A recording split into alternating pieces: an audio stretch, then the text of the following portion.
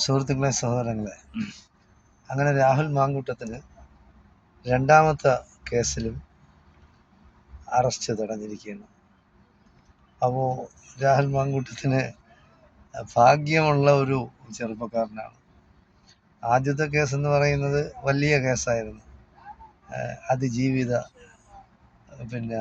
ആവശ്യം പോലെ നമ്മുടെ CPM-ൻ്റെയും ഇടതുപക്ഷ ജനാധിപത്യ മുന്നണി ഭരിക്കുന്ന സർക്കാരിൻ്റെ കയ്യിലും ആവശ്യം പോലെ അതിജീവിതകളുണ്ട്.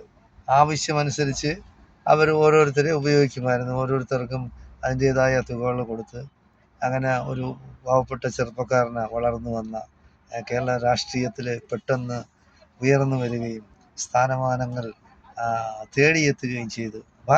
ഭാഗ്യശാലിയാണ്. അതുകൊണ്ടാണ് ഇപ്പോൾ 2 കേസിലും അറസ്റ്റ് തടഞ്ഞത്. അപ്പോൾ രാഹുൽ മാങ്കൂട്ടം പറഞ്ഞതുമാണ്, വോട്ട് ചെയ്യാൻ ഞാൻ എത്തും പത്തനംതിട്ടയിൽ നിന്ന്. അപ്പോൾ വോട്ട് ചെയ്യാൻ നാളെ വോട്ട് ചെയ്യാൻ ആദ്യത്തെ വോട്ടിങ്ങിന് വേണ്ടി രാഹുൽ പോകും. അപ്പോൾ വോട്ട് ചെയ്യും. അപ്പോൾ അറസ്റ്റ് തടഞ്ഞിരിക്കുന്നു. എന്തായാലും പാർട്ടിക്കകത്ത് നിന്ന് ചില വയസ്സന്മാരായ അസൂയാലുക്കൾ പെട്ടെന്ന് രാഷ്ട്രീയത്തിൽ ഉയർന്നു വന്ന രാഹുൽ മാങ്കൂട്ടത്തിനെ പെടുത്താനായിട്ട് അവർ നോക്കി. അതായത് നമ്മൾ കണ്ടതാണ്. സ്ത്രീകളെന്ന് പറയുന്നത് ഈ രാഹുൽ മാങ്കൂട്ടത്തിനെതിരെ പറഞ്ഞ എല്ലാ സ്ത്രീകളും, ഒരു സ്ത്രീ, ഒരു റിജി ജിനി എന്നൊക്കെ പറഞ്ഞ ഒരു സിനിമാ നടിയ, ഏതോ ചെറിയ പാട്ടൊക്കെ അഭിനയിച്ച ഒരു നടിയെ പോലെ ഇരിക്കുന്ന ഒരു പെണ്ണാണ്. അവൾ വന്നിരുന്ന് പറഞ്ഞ് നമ്മൾ കണ്ടതാണ്. വളരെയധികം സന്തോഷവതിയായിട്ടാണ്, സംതൃപ്തിയോടുകൂടിയാണ് പറഞ്ഞത്, എന്നെ രാഹുൽ മാങ്കൂട്ടം പീഡിപ്പിച്ചു. വേറൊരുത്തി യൂത്ത് കോൺഗ്രസിൻ്റെ സാംസ്കാരിക വിഭാഗത്തിൻ്റെ അധ്യക്ഷയായിരുന്നവൾ, അവളെ നമ്മൾ കണ്ടതാണ്. അവളെയൊക്കെ സൗന്ദര്യം വഴിഞ്ഞൊഴുകയാണ്. അത് പറഞ്ഞറിയിക്കാൻ ഒക്കില്ല. അങ്ങനത്തെ ഒരു സൗന്ദര്യവതിയാണ്. വാരി വലിച്ച് മുഖത്തെല്ലാം തേച്ച് തിളങ്ങുന്നു. ചുണ്ടിൽ കുറേ ചായങ്ങളൊക്കെ വാരി തേച്ച് അങ്ങനെ വന്ന് പറയാണ്, എന്നെയും രാഹുൽ മാങ്കൂട്ടം അങ്ങനെ ചെയ്യാനായിട്ട് ശ്രമിച്ചു.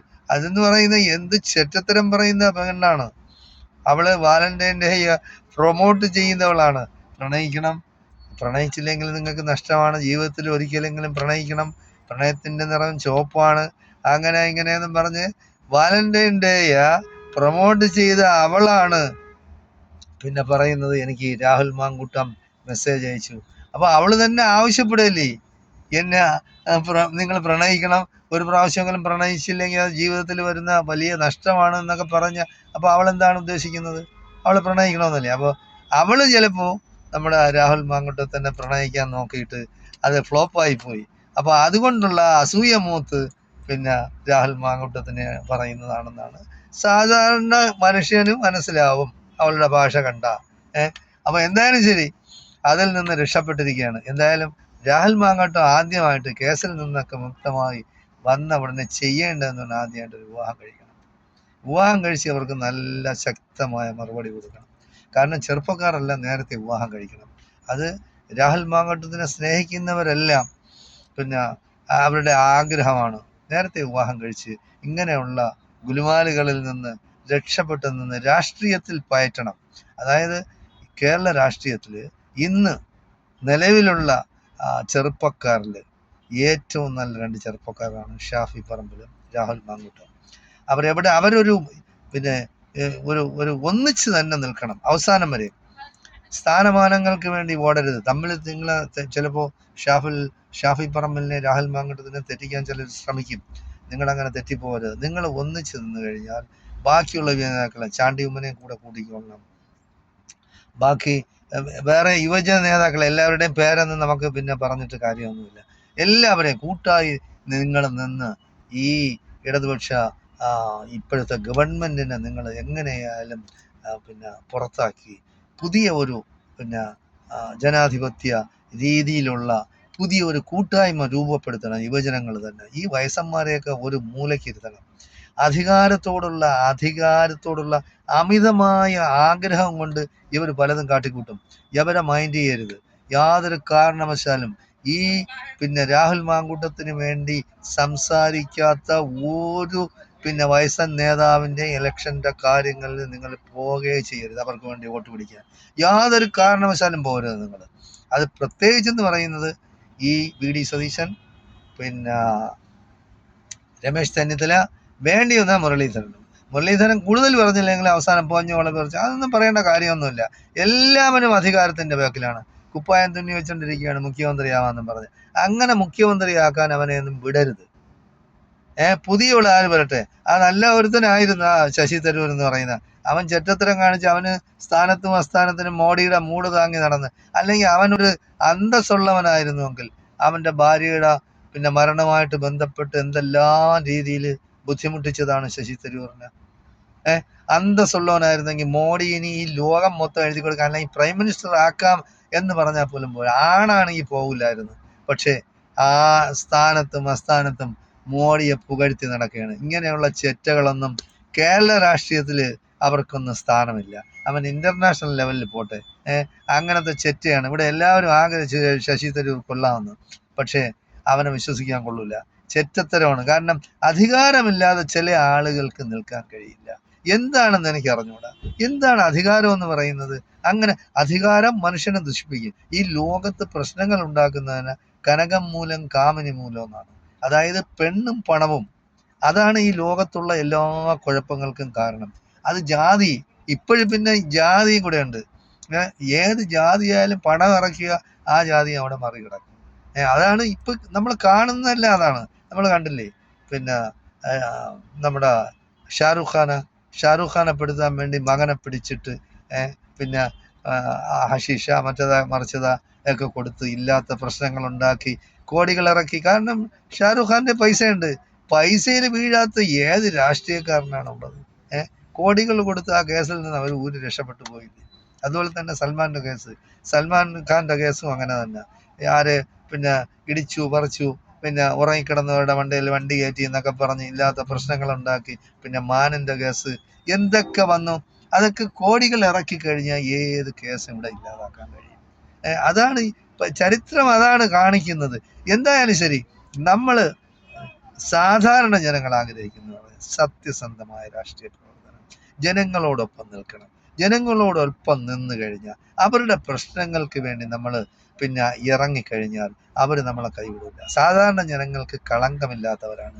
ഈ പണമുള്ളവനും മുതലാളിമാരും എന്ന് പറയുന്നത് അവരൊന്നും നിഷ്കളങ്കരല്ല. അവരെന്ന് പറയുന്നത് കളങ്കമുള്ളവരാണ്. സാധാരണ ജനങ്ങൾ എന്ന് പറഞ്ഞാൽ പാവപ്പെട്ട ജനങ്ങൾ നിഷ്കളങ്കരാണ്. അവരുടെ കാര്യങ്ങൾക്ക് നമ്മളോടൊപ്പം ഈ നേതാക്കന്മാരുണ്ടെന്ന് പറഞ്ഞാൽ അവരുടെ ജീവൻ ബലിയർപ്പിക്കും. അപ്പൊ അങ്ങനെ ഉള്ളവരെ കൂടെ നിർത്തണം. അവരുടെ പ്രശ്നങ്ങളായിരിക്കണം നമ്മുടെ ലക്ഷ്യം. അവരുടെ പ്രശ്നങ്ങൾ പരിഹരിക്കുന്നതായിരിക്കണം നമ്മുടെ ലക്ഷ്യം. എന്തായാലും ശരി, രാഹുൽ മാങ്കൂട്ടം വീണ്ടും വീറോടുകൂടി തന്നെ അതിശക്തമായി രാഷ്ട്രീയത്തിൽ തിരിച്ചു വരാൻ ആഗ്രഹിക്കുന്നവരാണ് കേരളത്തില്. അതായത് വേറൊന്നും ആഗ്രഹിക്കാത്തവരാണ്, നന്മ ആഗ്രഹിക്കുന്നവരല്ല. എനിക്ക് രാഹുൽ മാങ്കൂട്ടനുമായിട്ട് വ്യക്തിപരമായ യാതൊരു പരിചയമില്ല. അതുപോലെ തന്നെയാണ് ഷാഫി പറമ്പിൽ. പക്ഷെ എനിക്ക് ഇവർ രണ്ടുപേരെയും, ഈ പിന്നെ ചാണ്ടി ഉമ്മനെയൊക്കെ എനിക്ക് വലിയ ഇഷ്ടമാണ്. അപ്പൊ അവര് ഒന്നിച്ചു നിന്ന് കേരള രാഷ്ട്രീയത്തിൽ ഒരു പുതിയ സമരമുഖം തുറക്കണം, ഒന്നിച്ചിരിക്കണം. അതുപോലെ മുസ്ലിം ലീഗിലെ പി.കെ. ഫിറോസും കൊള്ളാം. ഇങ്ങനെ ഉള്ളവരെ പെടുത്താനായിട്ട് ഈ പിന്നെ CPM-ഉം ബാക്കിയുള്ളവരും ശ്രമിച്ചിട്ടുമുണ്ട്. അപ്പൊ അതിൽ നിന്നെല്ലാം നിങ്ങൾ മുക്തരായി നിങ്ങൾ കഴിയുന്നത്ര ഈ അഴിമതികളിലും പിന്നെ ഈ പെണ്ണ് കേസിലും പെടാതെ നിങ്ങൾ വളരെയധികം ശ്രദ്ധിക്കണം. എന്തെങ്കിലും വന്നു കഴിഞ്ഞാൽ നിങ്ങൾ ആലോചിക്കേണ്ടതെന്ന് പറഞ്ഞാൽ ഇതൊരു ചതിയാണ്, ഇതൊരു ട്രാപ്പാണ്, അവരുണ്ടാക്കുന്നതാണ്. നിങ്ങൾ മനസ്സിലാക്കി തന്മയത്തോടു കൂടി നിൽക്കണം. അതുപോലെ തന്നെയാണ് രാഹുൽ ഈശ്വർ എന്ന് പറയുന്നത് ആണുങ്ങൾക്ക് വേണ്ടി, പുരുഷന്മാർക്ക് വേണ്ടി, ചെറുപ്പക്കാരന്മാർക്ക് സംസാരിച്ചു എന്നുള്ള ഒരു തെറ്റ് അതിന് അകത്തായി കിടക്കുകയാണ്. അതും ഒരു സൈസ് ഗൂഢാലോചനയാണ്. ഈ ഗൂഢാലോചനയിൽ നിന്ന് നിങ്ങളെല്ലാം ഒന്നിച്ചു നിന്ന് രാഹുൽ ഈശ്വറിനെ പുറത്തിറക്കാൻ വേണ്ടി എല്ലാവരും ശ്രമിക്കണമെന്നാണ് എനിക്ക് പറയാൻ. രാഹുൽ ഈശ്വറിന് വളരെയധികം പിന്നെ ആത്മവിശ്വാസമായിരുന്നു. നമ്മുടെ ദിലീപിന് എന്തായാലും ശരി വെറുതെ വിടുമെന്നുള്ള ആ ആത്മവിശ്വാസം പിന്നെ പലരും സംശയത്തോടു കൂടിയാണ് ഇത്രയും ആത്മവിശ്വാസം രാഹുൽ ഈശ്വർ എങ്ങനെ പ്രകടിപ്പിച്ചു എന്നുള്ളതാണ്. എന്തായാലും ശരി, പിന്നെ നമ്മുടെ ദിലീപും ആ കേസിൽ നിന്ന് രക്ഷപ്പെട്ടു. നല്ലതാണ്. ദിലീപ് രക്ഷപ്പെട്ടെന്ന് പറയുന്നത് ഒരു പക്ഷേ ഞാനും ഒരു സംശയിച്ചിട്ടുണ്ട് നേരത്തെ, ദിലീപ് ചിലപ്പോൾ ഇതിൽ ഇങ്ങനെ കൊട്ടേഷൻ കൊടുത്തിട്ടുണ്ട്. അപ്പൊ ഇന്ന് ആ വിധി പ്രസ്താവനയിലൊക്കെ വന്ന കാര്യങ്ങളൊക്കെ എടുത്ത് നോക്കിയപ്പോൾ യാതൊരു കാരണവശാലും ദിലീപ് ഇതിൽ ഇടപെട്ടിട്ടേ ഇല്ല. കാരണം 1.5 കോടി കൊട്ടേഷന് 10,000 രൂപ വാങ്ങിച്ചൊരു തെണ്ടി ഈ പൾസർ സുനി എന്നൊക്കെ പറയുന്നത്, യവനെയൊക്കെ എന്ന് പറഞ്ഞാൽ ജയിലിൽ നിന്ന് വെളിയിറക്കരുത്, അതാണ് ചെയ്യാനുള്ളത്. ഈ പൾസർ സുനി പറയുന്ന കേട്ടിട്ട് ഒരാളിനെ ശിക്ഷിക്കാൻ പോയാൽ എന്തായിരിക്കും ഇവിടുത്തെ അവസ്ഥ? ഒരു കുറ്റവാളി, കൊടും കുറ്റവാളി, കൊട്ടേഷൻ എടുക്കുന്നവൻ പറയുന്നതനുസരിച്ചാണ് അവിടെ ജഡ്ജിമാർ ചെയ്യുന്നത്. അങ്ങനെ കുറെ, എന്തായാലും ശരി, കൊട്ടേഷൻ കൊടുത്തു എന്നുള്ളത് സത്യമാണ്. പക്ഷെ ഇത് ആര് കൊടുത്തു എന്നുള്ളതാണ് കണ്ടുപിടിക്കേണ്ടത്. അത് കണ്ടുപിടിക്കണം. പൾസർ സുനിയെ പോലുള്ളവരും അങ്ങനെയുള്ളവർ യാതൊരു കാരണവശാലും പുറത്തിറങ്ങാൻ പാടില്ല. അവർ കാലാകാലം ജയിലിൽ കിടക്കണം. ഇവനൊക്കെ മരണം വരെയും പിന്നെ ജയിലായിരിക്കണം ഇവനൊക്കെ കൊടുക്കാനുള്ളത്.